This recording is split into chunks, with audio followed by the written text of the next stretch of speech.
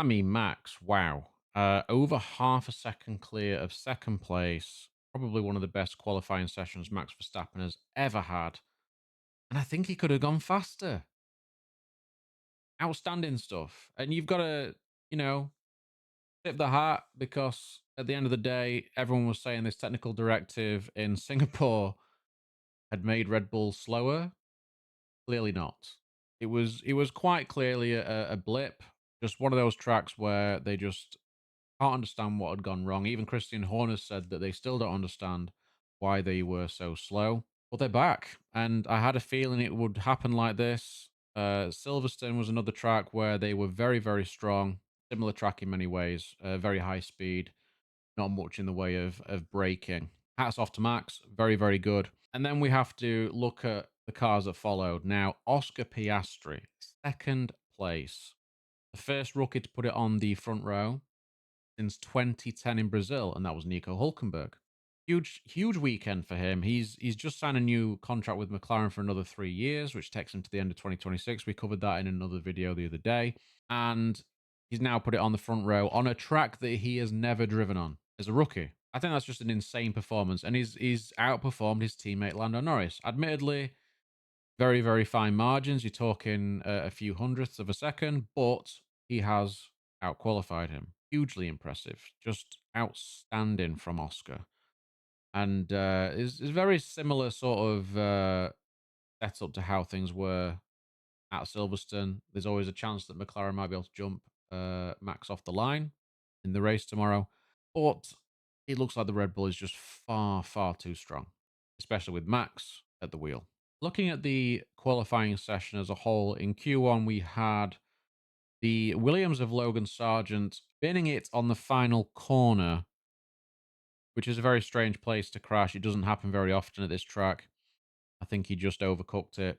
And he's made an absolute mess of that Williams, which is a shame for the team because now they're going to have to rebuild the whole thing overnight. He's racking up quite the bill for Williams this season. I think it's safe to say his seat is in jeopardy, even though they're not saying anything about that at the moment. But I feel like I think they need to replace him. So we'll see where that goes. We had both Alfa Romeos exits. We also had the Haas of Nico Hulkenberg and the Aston Martin of Lance Stroll, to nobody's surprise. Pretty straightforward Q1. There was quite a big difference from the Red Bulls and McLarens to everybody else. So they didn't really need to use extra sets of tires to try and get through. And that was a pattern that carried on throughout qualifying, where they had fresh tires for the last session in Q3. Q2 was pretty standard fare. The cars getting knocked out were Magnussen, Ocon, and Gasly, so both Alpines out. Albon in the Williams, and then Liam Lawson, who just missed out on getting to Q3, which was a shame because in earlier on in the qualifying session, he was very, very quick, and he was quite unfortunate to not get through. It was a real shame to see that. And obviously, we just found out that Liam's not going to have a race seat for next season, which I think is bitterly disappointing. I'm kind of sad for the guy.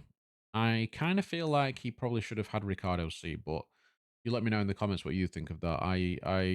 There's people that think he should get Sonoda's seat and that Ricardo should have a seat anyway. But I kind of feel like Ricardo had his time at Red Bull. He should be. I don't even think he should be part of the team right now, but that's a debate to be had. And so with Q3, just a quick rundown. We had Max on pole, of course, Oscar in second, Lando third. Charles Leclerc managed to get his Ferrari into fourth, which was pretty impressive, I have to say. He's been on the back foot a little bit compared to Carlos Sainz in recent races, and he really did put in a really good time there. He was about 3 tenths clear of Carlos, but also had Sergio Perez smack bang in the middle of them. Now, Perez, I don't know what's going on with Perez, but not far off a second behind Max. I mean, it's you're talking 8 tenths, but like that, there's no way he should be that far behind. And I do wonder how long they're gonna be able to just rely on Max because if next season the other cars happen to catch up in some way and Perez is not there fighting at the front with Max, that could potentially cost them a constructors championship later in the season. So Perez either needs to get his act together or he's going to get replaced, and we can all see that happening with Daniel Ricciardo coming into the background there in the AlphaTauri. So we'll see how that progresses. But I don't see Perez being able to get anywhere near Max, and I think he is running out of time at Red Bull, in my opinion. Obviously, Perez followed by Sainz. Then we had Lewis Hamilton, who just managed to out qualify George Russell. I think what are we on? 3 tenths. George Russell was followed by Yuki Tsunoda in ninth place. Yuki had a pretty good qualifying. He seemed to be on the back foot against Liam Lawson throughout the session, but then managed to put a really good lapping in Q2 to get himself into Q3. And yeah, got ninth place there ahead of Fernando Alonso in 10th. So what can we expect for the race? Well, I think it's safe to say that the Red Bulls are going to be supreme.